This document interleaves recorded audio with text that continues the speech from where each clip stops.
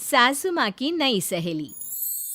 प्रिया kitchen में चाय बना रही होती है और सुमन ड्राइंग रूम में बैठकर मजे से टीवी देख रही होती है। तभी दरवाजे की घंटी बजती है। प्रिया, जरा देखना तो कौन आया है। देखती हूँ मम्मी जी। प्रिया दरवाजा खोलती है तो सामने पड़ोस वाली विमला आंटी खड़ी होती है। नमस्ते आंटी जी, कैसी हैं आप? मैं तो बिल्कुल ठीक हूँ बेटा, पर तेरी सास को क्या हुआ है? आजकल कहीं दिखती ही नहीं है। जब देखो तब टीवी के आगे जमी रहती है। अंदर तो आइए आंटी। अरे ओ दीपक की अम्मा, कहाँ हो? अरे बिमला, आओ आओ, क्या बात है, बड़े दिन बाद याद आई तुम्हें मेरी। मैं तो हमेशा ही तुम्हें याद करती हूँ, पर तुम ही गायब रहती हो और आजकल तो बाहर भी नहीं आती जाती। तबीयत तो ठीक है ना तुम्हारी? अरे तबीयत को क्या होना है, इस उम्र में तो कुछ ना कुछ लगा ही रहता है। मेरी छोड़ो, तुम ये बताओ कि क्या चल रहा है गली मोहल्ले में। तुम गली मोहल्ले की छोड़ो, चल तो तुम्हारे पड़ोस में रहा है। तुम्हारी नई सहेली आई है। मेरी कौन सी नई सहेली?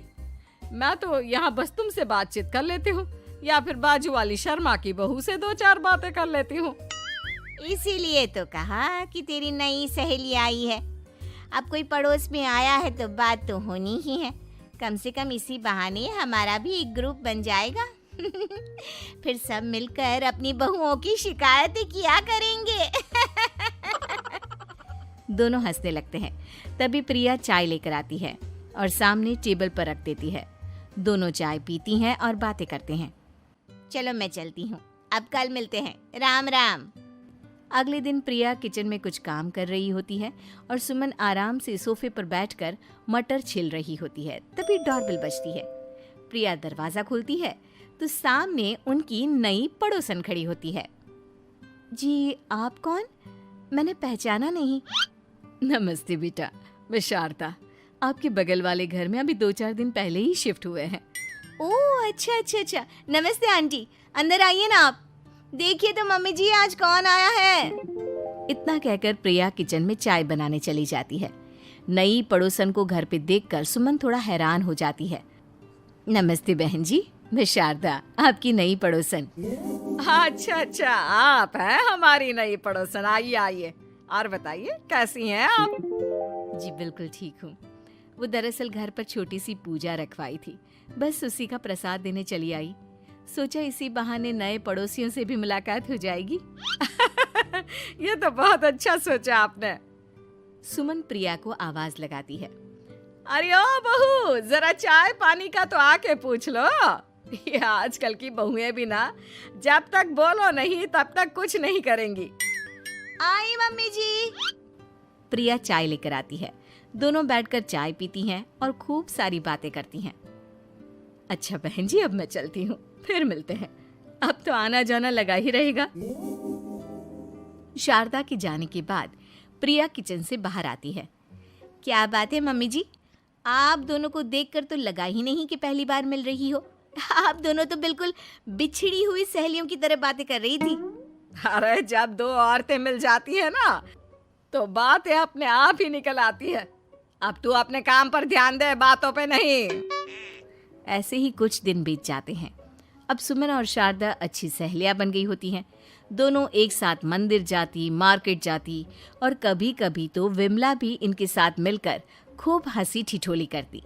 एक शाम तीनों बैठकर सुमन के घर पर चाय पी रही होती हैं कि तभी बहुत तेज बारिश शुरू हो जाती है। सुमन जोर से प्रिया को आवाज लगाती है। प्रिया, ओ प्रिया, देख कितनी तेज बारिश हो रही है। जाके छत से सारे कपड़े ले आ, नहीं तो सब भीग जाएंगे। सुमन 2 बार आवाज लगाती है लेकिन प्रिया का कोई जवाब नहीं आता। शायद प्रिया कुछ काम कर रही है, इसीलिए कुछ जवाब नहीं दे रही। अरे काहे का काम, आराम फरमा रही होगी महारानी। तभी प्रिया बीमार हालत में अपने कमरे से बाहर निकलती है। हाँ मम्मी जी, क्या हुआ? मेरी तबीयत थोड़ी ठीक नहीं है ना, इसलिए आग लग गई। अरे सारे कपड़े भीग गए और तुझे सोने से फुर्सत नहीं है। सबके सामने सुमन के मुंह से ऐसी बातें सुनकर प्रिया उदास हो जाती है और छत से कपड़े उतारने चली जाती है। सुमन, ये क्या बात हुई?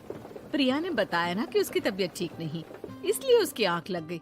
तुम भी ना खामखा उसे सबके सामने सुना दिया। अरे आप नहीं जानती शारदा जी, कुछ बहुएं ना बहुत आलसी होती है, घर का एक काम नहीं करना चाहती। ऐसा नहीं है सुमन, तुम्हारी बहू तो बहुत प्यारी है, तुम्हारी सारी बात भी तो मानती है। हाँ सुमन, तुम प्रिया के बारे में ऐसा क्यों सोचती हो?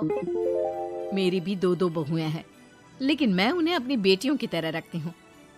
आखिर वो भी तो किसी की बेटियां ही है ना। और अगर तुम ऐसा ही व्यवहार करोगी तो एक दिन प्रिया भी तुम्हारे साथ ऐसा ही बर्ताव करेगी। शारदा और विमला की बातें सुनकर सुमन की तो बोलती बंद हो जाती है। वहीं प्रिया भी बाहर से सारी बातें सुन रही होती है।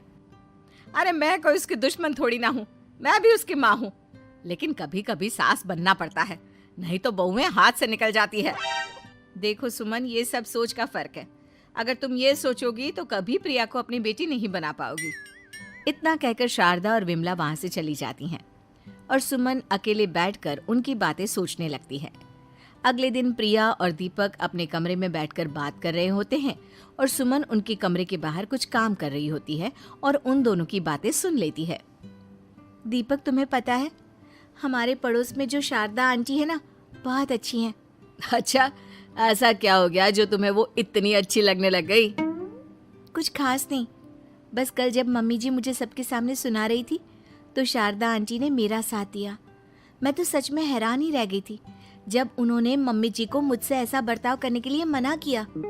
अच्छा, फिर क्या हुआ? होना क्या था, शारदा आंटी तो मम्मी जी को समझा ही रही थी कि बहू को भी बेटी की तरह ही रखना चाहिए, लेकिन मम्मी जी तो मम्मी जी है ना, उन्हें तो मुझ में हमेशा कमी ही दिखती है। काश मुझे भी शारदा आंटी जैसी सास मिली होती जो मुझे भी अपनी बेटी जैसी समझती। सुमन ये सब सुनकर बहुत उदास हो जाती है और वहां से चली जाती है। प्रिया की बातें सुमन के कानों में बार बार गूंज रही थी। उसे बहुत शर्मिंदगी महसूस हो रही थी कि उसने प्रिया के साथ बहुत गलत किया है। अगले दिन सुमन शारदा और विमला को बुलाती है। क्या बात है सुमन, आज तूने ऐसे अचानक क्यों बुलाया? सब ठीक तो है ना? हाँ, सब ठीक है, तुम दोनों बैठो तो सही। तब तक दीपक और उसके पापा भी आ जाते हैं। प्रिया, तुम भी आ जाओ। क्या हुआ मम्मी जी, आपने बुलाया? हाँ प्रिया बेटा, मैं आज सबके सामने तुमसे माफी मांगना चाहती हूँ। मैंने आज तक तुम्हारे साथ बहुत बुरा व्यवहार किया है, लेकिन तुमने कभी भी मेरे साथ बुरा बर्ताव नहीं किया। मुझे अपनी गलती का एहसास हो गया है, हो सके तो मुझे माफ कर देना। प्रिया अपनी सास की बातें सुनकर हैरान हो जाती है। उसकी आंखों में आंसू आ जाते हैं। प्लीज मम्मी जी, आप मुझसे माफी मत मांगिए, मैं भी आपकी बेटी ही हूँ। वैसे एक थैंक यू तो मेरी नई सहेली को भी बनता है, जिसकी वजह से मुझे मेरी गलती का एहसास हुआ। शारदा बहन, आपका बहुत बहुत शुक्रिया जो आपने मेरी आंखें खोल दी। अरे क्या सुमन, तुम भी ना। तो फिर इसी बात पर चाय और पकोड़े हो जाए? हाँ, क्यों नहीं।